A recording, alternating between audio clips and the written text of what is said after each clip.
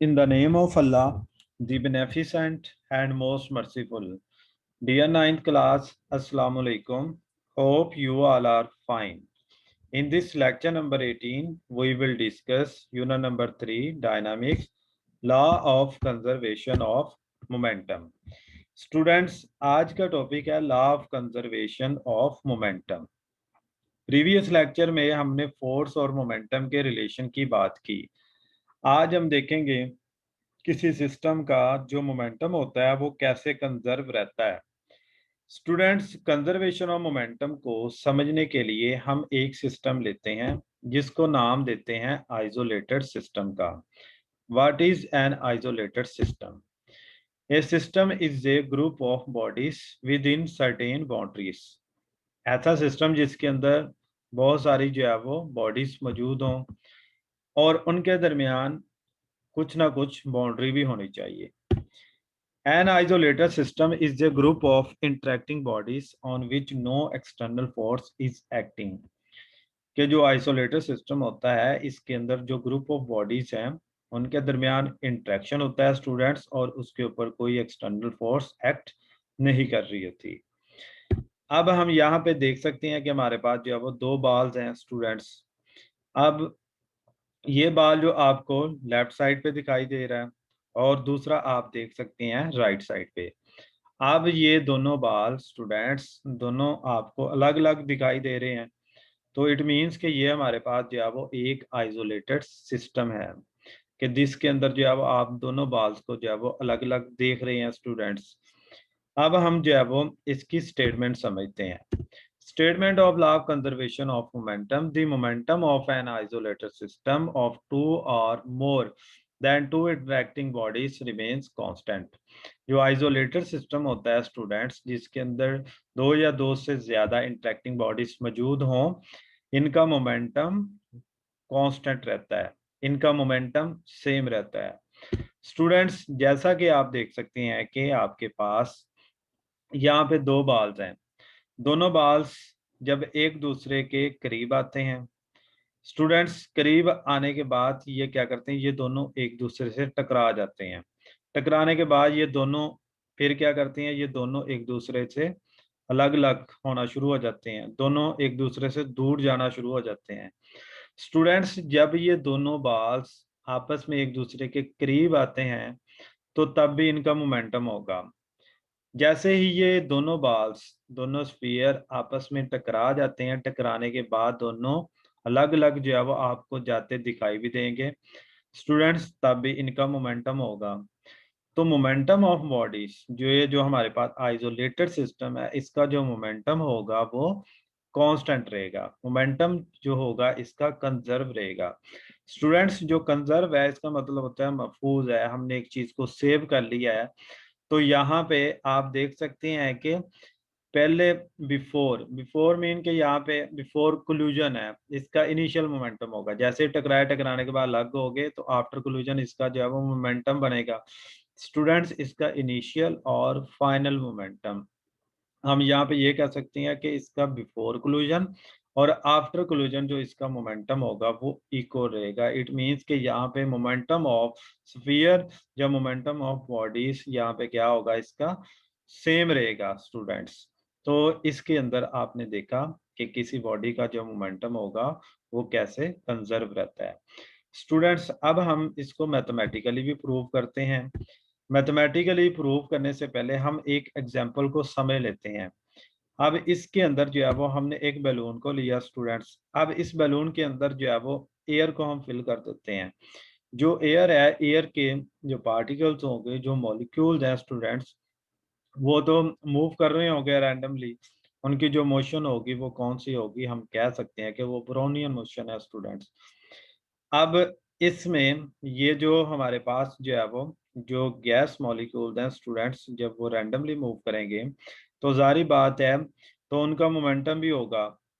तो स्टूडेंट्स, वो इस जो आप बलून को देख रहे हैं इसकी जो है वो वॉल्स के साथ जो है वो टकराएंगे, टकराने के बाद भी इसका जो मोमेंटम होगा।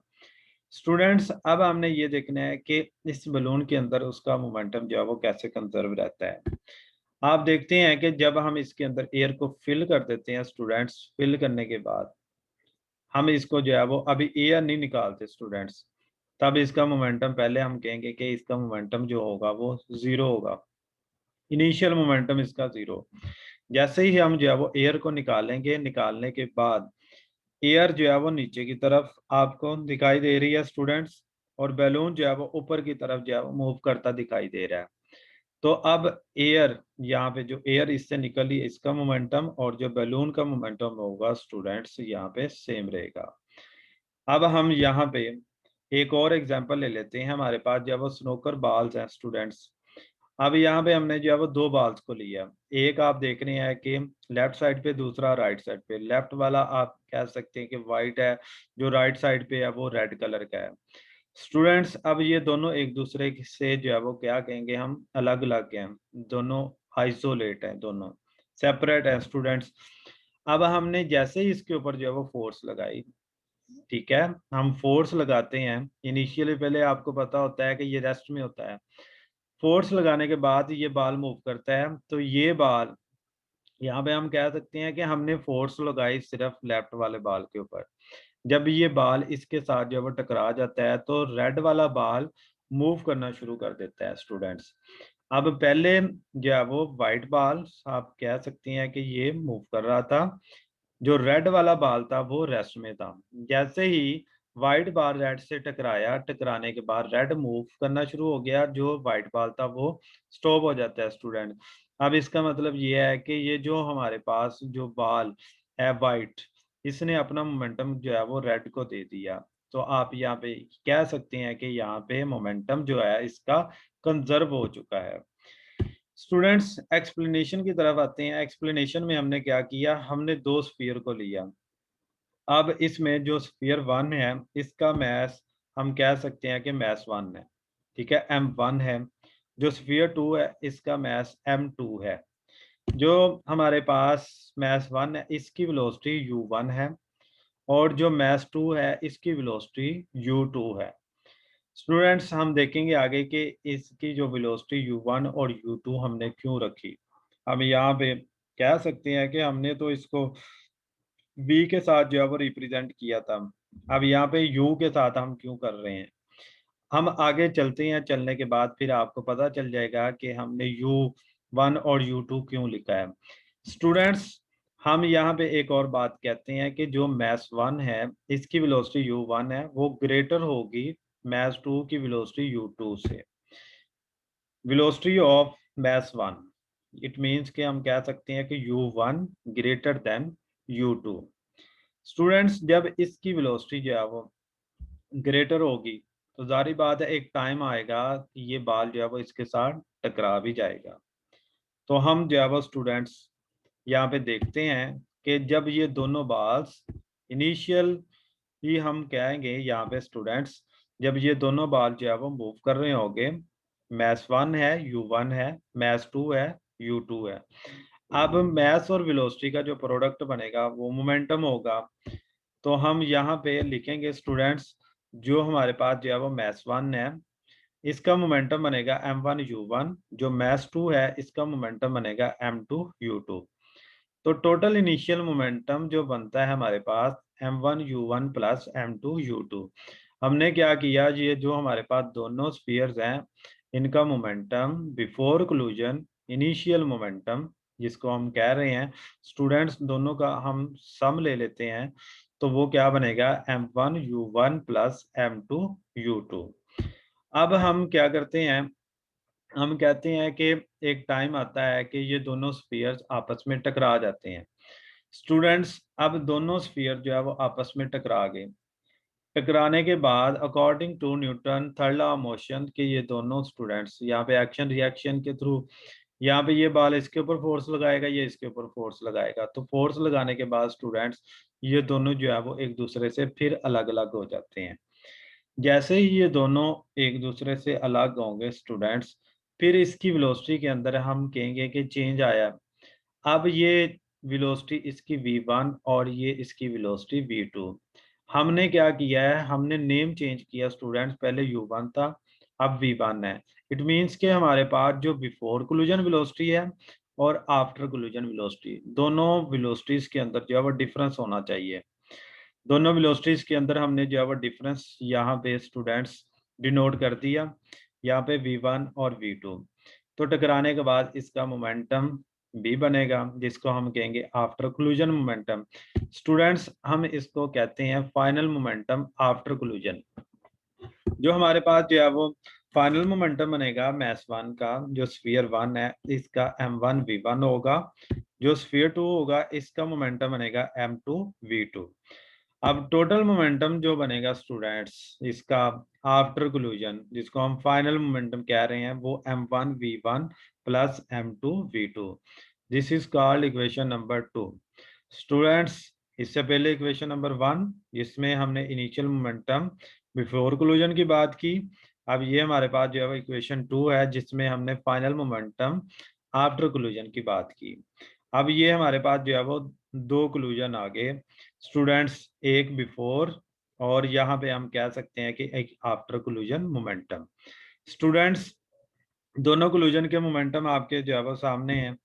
हम जो है वो next according to law of conservation of momentum के थ्रू हम क्या करते हैं, total initial momentum before collision equal होगा total final momentum after collision के जो इक्वेशन 1 है और इक्वेशन 2 के अंदर जो इसका मोमेंटम बनेगा स्टूडेंट्स वो क्या है, वो इक्वल है, कांस्टेंट रहेगा। यहाँ पे हम कह सकते हैं कि कंजर्व है। m1 u1 plus m2 u2 is equal to m1 v1 plus m2 v2, कि ये इसका जो है वो इनिशियल मोमेंटम, ये इसका फाइनल मोमेंटम, ये इसका बिफोर कोलिजन है, ये इसका आफ्टर कोलिजन मोमेंटम। तो students according to law of conservation of momentum इसका मोमेंटम जो है वो कंजर्व रहेगा। अब हम इसका रिजल्ट लिखते हैं students. The momentum of an isolated system before and after collisions remains the same, which is the law of conservation of momentum। कि जो हमारे पास जो स्फीयर है, जो आइसोलेटेड सिस्टम है स्टूडेंट्स, इसका बिफोर और आफ्टर कोलिजन जो मोमेंटम है वो इक्वल रहता है, सेम रहता है। तो हम यहाँ पे कह सकते हैं कि इसका मोमेंटम जो है वो क्या है, वो कांस्टेंट है स्टूडेंट्स। तो ये हमारे पास है law of conservation of momentum. अब law of conservation of momentum की बहुत सारी स्टूडेंट्स एप्लीकेशंस हैं, वो हम इंशाल्लाह नेक्स्ट लेक्चर में बात करेंगे। आपने ये असाइनमेंट है, इसको स्टूडेंट्स जो है वो लर्न भी करना है, इसकी प्रैक्टिस भी कर लेनी है आप लोगों ने। इसके जो है वो 3 क्वेश्चन बनाए हैं। फर्स्ट क्वेश्चन है यहाँ पे, what is an isolated system. आपने आइसोलेटेड सिस्टम को यहाँ पे डिफाइन करना है। उसके बाद state law of conservation of momentum, यहाँ पे आपने स्टेटमेंट लिखनी है law of conservation of momentum की। उसके बाद आपने एक्सप्लेन करना है law of conservation of momentum को। इट मींस के यहाँ पे आपने फिर उसका प्रूव करना है, मैथमेटिकली प्रूफ देना है कि जो कंजर्वेशन ऑफ मोमेंटम यहाँ पे आइसोलेटेड सिस्टम का कैसे जो है वो कांस्टेंट रहता है। स्टूडेंट्स ये था आज का लेक्चर जिसके अंदर हमने law of conservation of momentum की बात की। Thank you so much. Okay, Allah Hafiz.